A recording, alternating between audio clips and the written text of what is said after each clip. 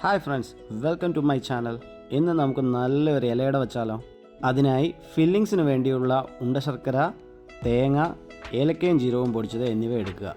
ഏലക്കയും ജീരകവും പൊടിക്കുമ്പോൾ അല്പം പഞ്ചസാര കൂടി ചേർത്ത് പൊടിക്കുക, അപ്പോൾ നല്ലപോലെ പൊടിഞ്ഞു കിട്ടും. ആദ്യം ഒരു പാനിൽ ശർക്കര അല്പം വെള്ളം ചേർത്ത് ഉരുക്കി ഒരു അരിപ്പയിൽ അരിച്ചെടുക്കുക. ഇങ്ങനെ ചെയ്യുമ്പോൾ ശർക്കരയിലെ കല്ലോ പൊടിയോ നീക്കം ചെയ്യാൻ നല്ലപോലെ സഹായിക്കും. ശർക്കര നല്ലപോലെ ഉരുകി വെള്ളം മാറിയ ശേഷം മാത്രം അരിച്ചെടുക്കുക.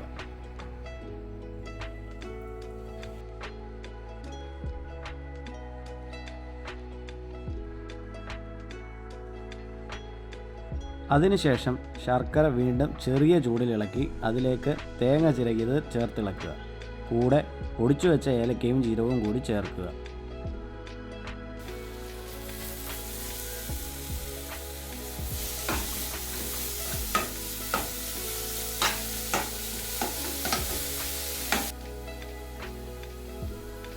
ജീരകവും ഏലക്കയും പൊടി ചേർത്ത് കഴിഞ്ഞ് നല്ലപോലെ ഇളക്കി സ്റ്റൗ ഓഫ് ചെയ്ത് തേങ്ങയുടെ ചൂടാറാൻ വയ്ക്കുക.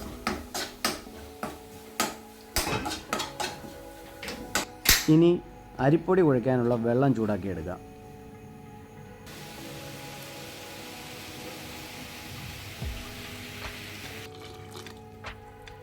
അതിനുശേഷം ആവശ്യത്തിന് അരിപ്പൊടി എടുത്ത് കുറേശ്ശെ വെള്ളം ചേർത്ത് കുഴച്ചെടുക്കുക.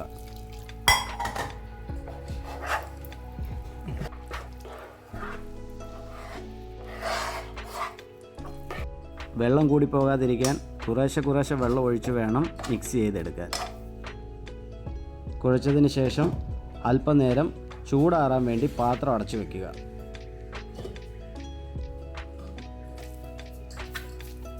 മാവിൻ്റെ ചൂടാറിയ ശേഷം നല്ലപോലെ കുഴച്ച് മയപ്പെടുത്തി എടുക്കുക.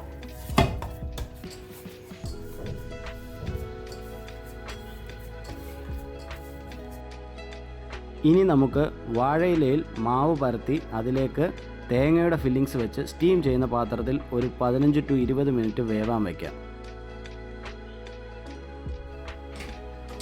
സ്റ്റീം ചെയ്യാൻ പ്രത്യേക പാത്രമില്ലെങ്കിൽ ഇഡ്ഡലി കുക്കർ ആയാലും മതിയാകും.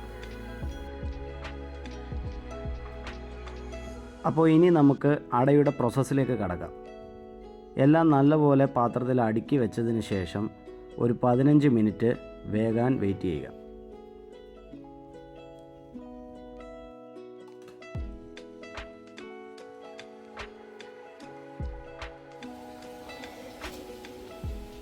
മിനിറ്റിന് ശേഷം അട വെന്ത് കഴിഞ്ഞാൽ സ്റ്റൗ ഓഫ് ചെയ്ത് കുറച്ച് നേരം അടച്ചു വയ്ക്കാം.